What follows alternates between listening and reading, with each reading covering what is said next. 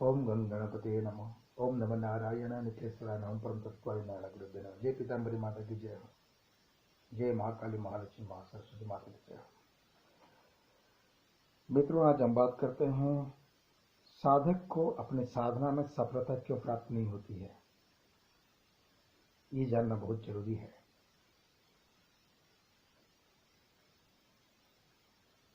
आजकल के संसार में मनुष्य को हमेशा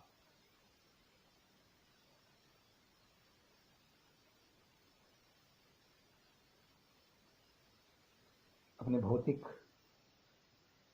अपने आध्यात्मिक, ऐसे तरह तरह के मनुष्य रहते हैं।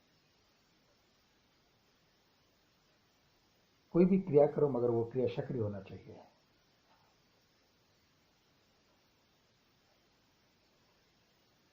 भौतिक अवस्था तो हमें चाहिए ही, भौतिक सुख तो चाहिए। किसी भौतिक के सुख प्राप्त होने के लिए वो निरंतर कर्मरत रहता है, किसी आध्यात्मिक सुख प्राप्ति के लिए कोई निरंतर कार्य करते रहते हैं, प्रयास करते रहते हैं।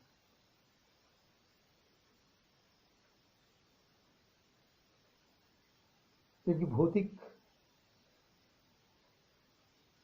भौतिक का जो मार्ग है, मतलब अपने अच्छा खाना, अच्छा पीना, राजाओं की तरह जीवन बिताना, महाराजाओं की तरह रहना,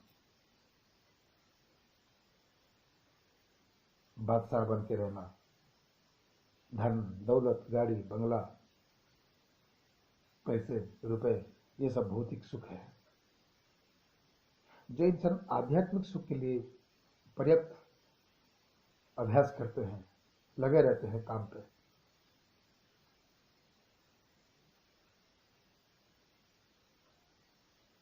उन्हें स्वर्ग की प्राप्ति होती है और भगवान के शरीर में वो लीन हो जाते हैं। लेकिन आजकल की दुनिया में हमें भौतिक की तरफ और आध्यात्मिक की तरफ दोनों मार्ग पे चलना पड़ता है।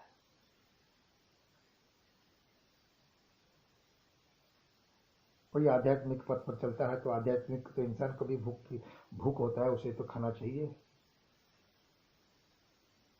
चाहे गृहस्थ हो, चाहे सन्यास हो, चाहे कोई भी हो। हर मनुष्य को अपने भूख मिटाने के लिए खाद्य चाहिए। तो इसके साथ साथ भौतिक सुख के साथ साथ हमें अपने आप को आध्यात्मिक सुख प्राप्त करने के लिए भी हमें प्रयास करना चाहिए। लेकिन जब भौतिक सुख प्राप्त करते हैं तो वो आध्यात्मिक सुख को त्याग देते हैं। जब आध्यात्मिक सुख को त्याग देते हैं तो वो भौतिक सुख में फिर नीचे गिर जाते हैं।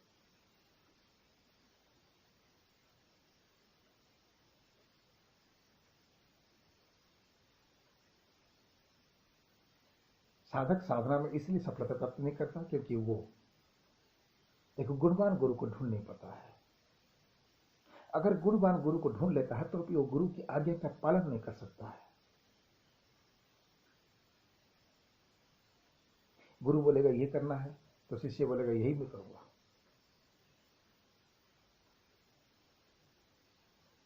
चाहे गुरु कपड़े में हो, चाहे गुरु धोती में हो, चाहे गुरु लंगोटिया भी पहना हो, चाहे गुरु कोई सन्यासी हो, चाहे कोई गुरु कोई अधरी हो, गुरु गुरु ही होता है। जिसमें गुण होते हैं, जिसमें ज्ञान होते हैं, वही गुरु कहलाते हैं। चाहे कपड़े में हो या सन्यास में हो, चाहे घोरी में हो, चाहे किसी भी अवस्था में हो। लेकिन उस गुरु में उसका उस गुण रहना चाहिए। वो जैसा भी हो उसके अंदर हर गुण की सीमाएं रहनी चाहिए। जैसे कि बारिश की बूंद बूंद से एक जगह पर पानी जमा हो जाता है तो उसकी गुण की बूंद बूंद से गुरु के अंदर उस गुण रहना चाहिए और उस गुण से ही अपने शिष्य को आगे बढ़ाना चाहिए। मगर शिष्य भी गुरु की तरफ समर्पित होना चाहिए। जैसे कि घर में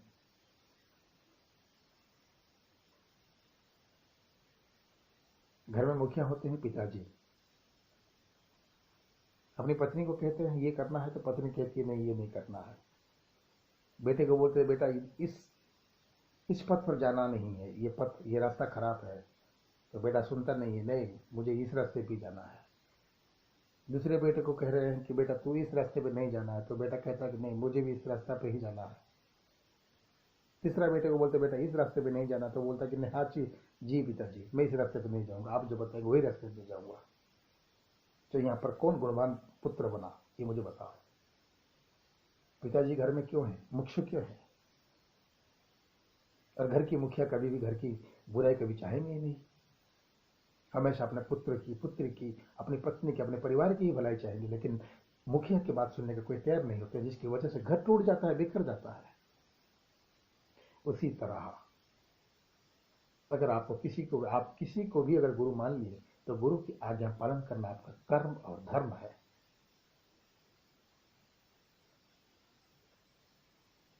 अभी कोई आ गया मुझे बोले गुरु जी मुझे बगलामुखी साधना करना है। मैंने बोला बेटा तेरी ऊर्जा इतनी है तो बगलामुखी माता की साधना नहीं कर सकता है, तुझे पहले गुरु मंत्र करना है, उसके बाद नवान मंत्र करना है।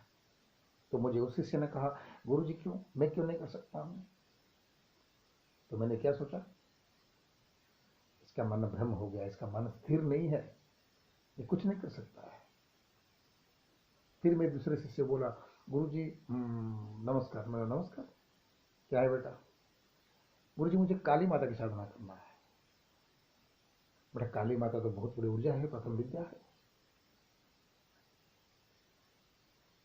दैविक शक्ति की जो ऊर्जाएं होती हैं वो जब तुम्हारे शरीर के अंदर प्रवेश करती है तो मैं उसको साधना चाहिए, उसे तुम ग्रहण कर लेना चाहिए, मतलब ग्रहण करने की क्षमता होनी चाहिए। कोई भी दैविक शक्ति को अगर आप बुलाते हो, अगर साधना करते हो, उसमें से जो रश्मियां जो किरणें निकलती हैं आपके शरीर में, उसको ग्रहण करने की आपके अंदर क्षमता रहनी चाहिए। तो मैंने कहा बेटा तुम अभी क्षमता नहीं है तुम्हें उस ऊर्जा को तुम्हें ग्रहण करने की, तुम पहले किस रास्ते पे जाओ। वो बोलेगा नहीं गुरुजी मुझे काली माता ही करना है। तो मैंने सोचा कि ये पागल है, इससे पागलपन है। तो ऐसे शिष्य कभी साधना नहीं कर सकते हैं, अगर साधना करेंगे भी वो साधना में सफलता नहीं प्राप्त कर सकते हैं, क्योंकि उसने गुरु की आज्ञा नहीं माना। बहुत सारे गुरु हैं वीडियो बना देते हैं, बोलते बेटा उर्वशी अप्सरा साधना करो, बगलामुखी साधना करो, इसमें भूत आ जाता है, प्रेत आ जाता है, पिशाच आ जाता है, डाहिनी आ जाती है, साकिनी आ जाती है, खा जाती है, तुम्हें मुंह खोल के आ करके खा जाती है। अरे माँ तो माँ है, सभी रूप सभी माताएं तो लक्ष्मी माता से सब सृष्टि हुई है। तो माँ कभी अपने पुत्र को कभी खा जाएगी क्या? आपके घर में आपकी माँ आपको बच्चे को खा लेती है? नहीं खा लेती है। अपने बच्चे को माँ कभी भी लाड़ प्यार से ही रखती है, बेटे के लिए सब कुछ समर्पित कर देती है। उसी तरह हमें भी देवियां, हम बोलते देवी, देवी नहीं, वो माँ है हमारे। आप जिसको जैसे नजर से देखोगे वैसे ही होगा। लेकिन नारी को अगर पत्नी की नजर से देखोगे तो पत्नी की प्यार मिलेगा, अगर माँ की नजर से देखोगे तो माँ का प्यार मिलेगा, अगर बहन के रूप से देखोगे तो बहन के प्यार मिलेगा, अगर प्रेमिका के रूप से मिलेगा तो प्रेम के रूप मिलेगा, अगर बेस्या के रूप से देखो तो बेस्या का प्रेम मिलेगा। लेकिन आपको कौन सा प्रेम अच्छा है और कौन सा प्रेम उत्कृष्ट है, चुनना आपका कर्तव्य है।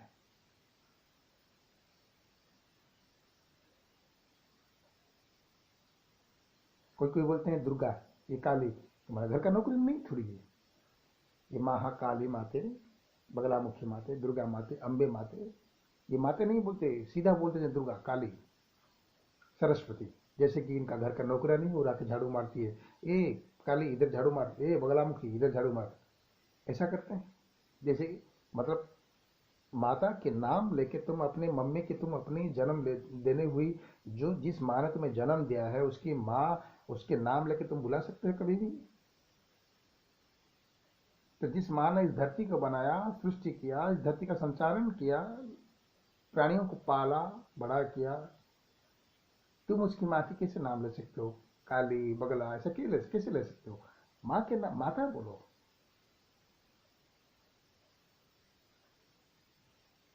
दूसरे के साथ अगर अच्छा व्यवहार करोगे तो अच्छे व्यवहार मिलेगा।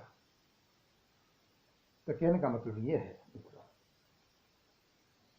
गुरु के साथ में जैसे आचरण करोगे, गुरु तुम्हें उतना ही लाड प्यार से रखेगा और उतना ही तुम्हें ज्ञान देते रहेगा।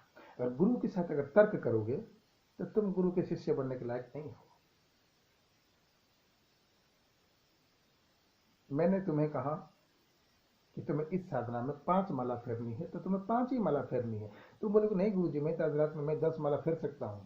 ये पागलपन है, क्योंकि एक छोटा सा बीज लगाएंगे तो बीज से ही बड़ी वृक्ष बनता है, धीरे धीरे धीरे धीरे। एक दिन में बीज से वृक्ष नहीं बनती है। एक छोटे से बीज से वृक्ष बनने के लिए बहुत मेहनत लगते हैं, पानी देना पड़ता है,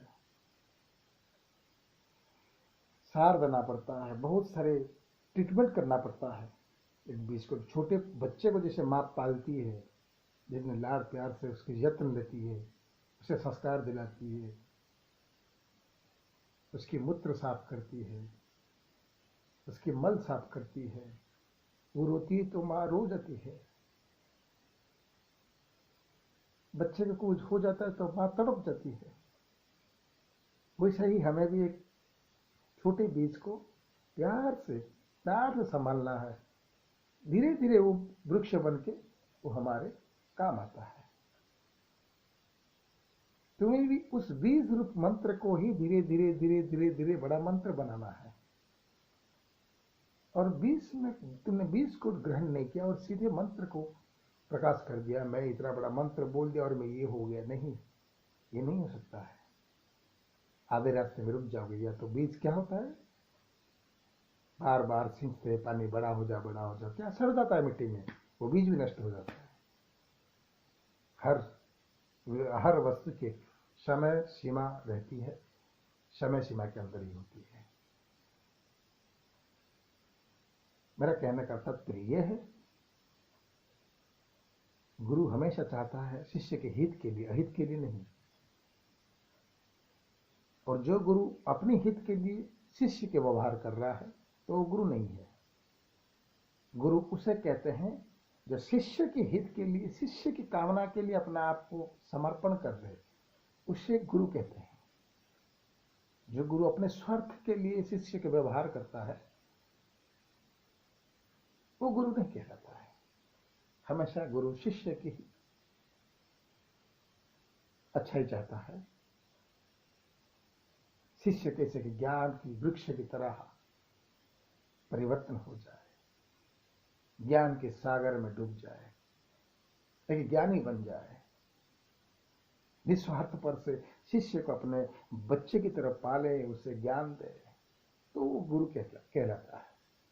शिष्य वो कहलाता है जो गुरु की एक एक शब्द, एक एक आज्ञा को पालन करता है, एक एक आज्ञा को अपनी मस्तिष्क में रख के धीरज से काम करता है।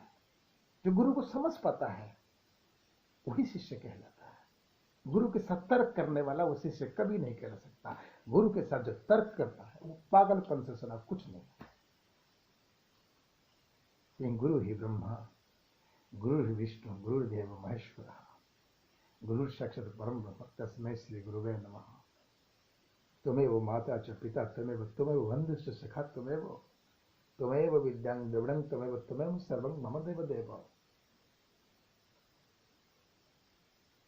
गुरु ही ब्रह्मा है, गुरु ही विष्णु है, गुरु ही नारायण है, गुरु ही पिता है, गुरु ही माता है, गुरु ही भ्राता है, गुरु ही बंधु है, गुरु ही बहन है, गुरु ही सब कुछ है, गुरु ही संसार है।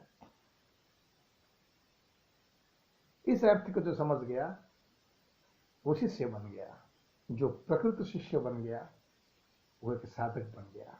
जो साधक बन गया वो एक वृक्ष रूपी ज्ञानी बन गया। जो तर्क करना शुरू कर दिया वो शिष्य कहलाने के लायक नहीं रहा। वो बीज के जैसे पानी में, जैसे कि बीज बड़े होने के चक्कर में, जैसे लोग सोचते हैं कि नहीं आज बीज लगाया तो आज ही वृक्ष होनी चाहिए, आज आम का पेड़ लगाया तो आज आम होना ही चाहिए, उसके ऊपर बार बार पानी डालते रहो तो क्या होगा, पानी में सड़ जाएगा।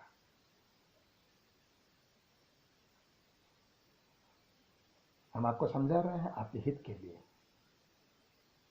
ये वीडियो बनाया हूँ आप लोगों के लिए, तो मैं आप लोगों के सामने इतना बोल रहा हूँ। तो यूट्यूब से मुझे 1000 रुपये नहीं मिल जाता है। यूट्यूब ये संस्था ही बेकार है। इसमें से कोई पैसा नहीं आता, जो बोलते हैं सब गलत है। एक मीडिया है जो दुनिया के पास हम पहुंच सकते हैं, हम लोगों को समझा सकते हैं, ये एक अच्छा रास्ता है।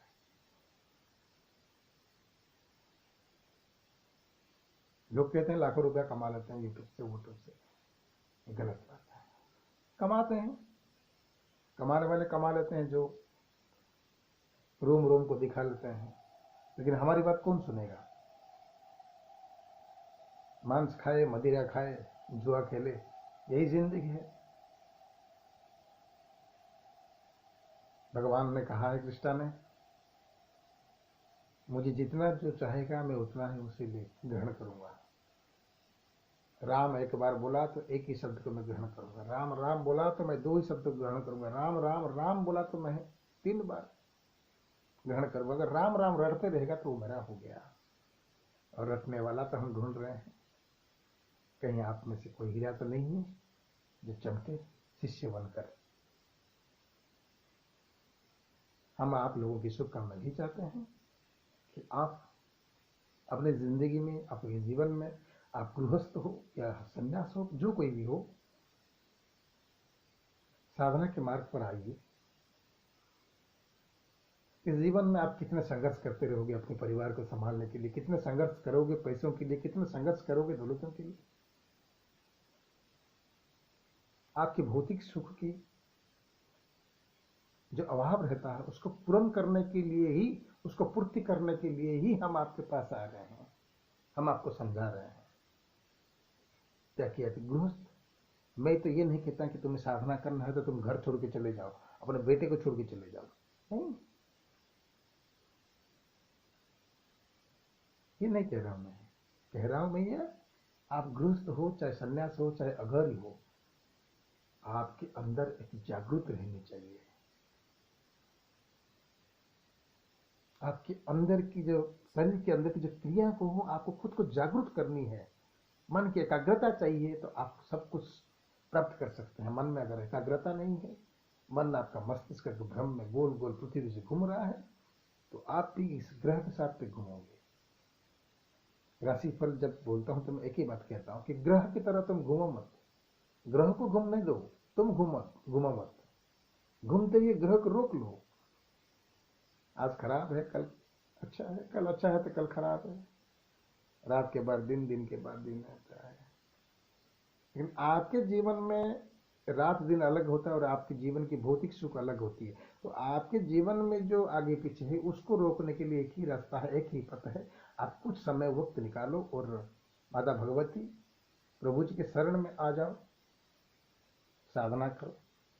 साधना से ही आप अपने जीवन के सुख को प्राप्त कर सकते हो। आप अपने जो भी सुविधाएं हैं, असुविधाएं हैं, वो सब जन्म देने वाली वही एक माता पीताम्बरी, माँ चामुंडे, माँ दुर्गी, अम्बे, जगदम्बे, महालक्ष्मी, महाकाली, सरस्वती, 3 देवी जो पालती हैं। महाकाली माता शक्ति प्रदान करती है, माँ सरस्वती बुद्धि प्रदान करती है, ज्ञान प्रदान करती है, जीवन में जीने की सरसता रास्ता दिखाती है। महालक्ष्मी माता धन प्रदान करती है ताकि मेरा बेटा कभी अभाव ना रहे, हमेशा खुश रहे। इन तीनों की माताओं के शरण में आप एक बार आके देखो, आपकी जीवन बदल जाएगी। जब तक गुरु की आज्ञा नहीं पालन करोगे, मन में एकाग्रता नहीं रहेगा, तब तक तुम्हारी साधना में कभी सफलता नहीं प्राप्त हो सकता है। साधना की सफलता पाने के लिए एक अच्छे गुरु के मार्गदर्शन पे आए और गुरु की एक एक बात को अपने अंदर समाहित करें और गुरु की आज्ञा के अनुसार आप करते रहें। अगर आपकी उथल पुथल है या गलत हो रहा है, अच्छा हो रहा है, वो आप गुरु से बोल सकते हैं, गुरु से सवाल कर सकते हैं, गुरु जी मैं नहीं किया और मेरा ये नहीं हो पा रहा, आपको कुछ रास्ता बताएं। तो गुरु प्यार से समझाएगा, बोला गुरु ये नहीं हो रहा, मैं दूसरा काम करता हूँ, दूसरा साधन करूंगा। ये तो गलत बात है। चलिए मित्रों, आज मैं इतना कह रहा हूँ आप लोगों से। अगर आप लोगों के अंदर समझाने की, समझने की अगर हिम्मत है तो समझ जाइए, अभी भी वक्त है। धीरे धीरे रोगग्रस्त हो रहे हैं, बीमारियां, नई नई बीमारी आ रही हैं। हमें जीवन अगर मिला है, क्योंकि मनुष्य जीवन बार बार नहीं मिलता, मनुष्य जीवन बार बार नहीं मिलता। दुर्लभ दुर्लभ जन्म है हमारा।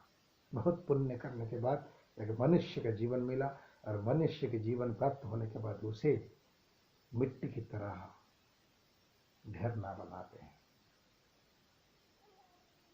वृक्ष की तरह बनकर दूसरों की सेवा करें, पत्थर की ढेर बनकर एक जगह पर समाधि ना बन जाए। जय बगलामुखी माता की, जय पिता, जय मेरे गुरु कृष्ण महाराज की, जय उनके चरण में कोटि कोटि नमस्कार।